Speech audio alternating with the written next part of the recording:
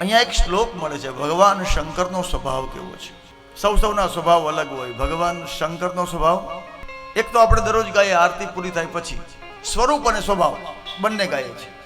કર્પૂર ગૌરમ કરુણાવતારમ સંસાર સારમ ભુજગેન્દ્રહારમ સદા વસંતમ હૃદયારવિંદે ભવમ ભવાની સહિતમ નમામિ.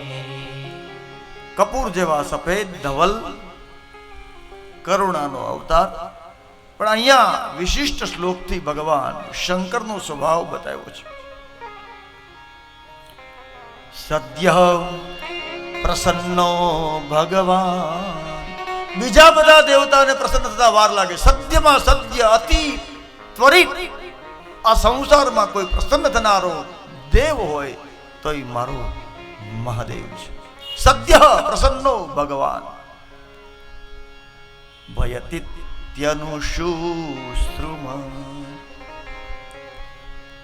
ભક્ત પ્રયાસમ સમહાન અન્ન પશ્યંતિ દયા પર. આનું ભાષાંતર બહુ સુંદર થાય છે કે શિવ સદા સર્વદા શીઘ્ર પ્રસન્ન થવા વાળા દેવ છે. શિવ મહાન દેવ છે, તેથી પોતાના ભક્તોના કષ્ટોને જોઈ શકતા નથી. અન્ન પશ્યંતિ દયા પર. સંકટમાં આવ્યા પછી પ્રાર્થના કરો તો ભગવાન પ્રગટ થાય. પણ ભોળાનાથના ભગતને સંકટ આવે એટલે પ્રાર્થના કરવાની પણ જરૂર નથી, કારણ કે મારો નાથ, એ નાગનાથ મારા તમારા સંકટ જોઈ જ નથી શકતો.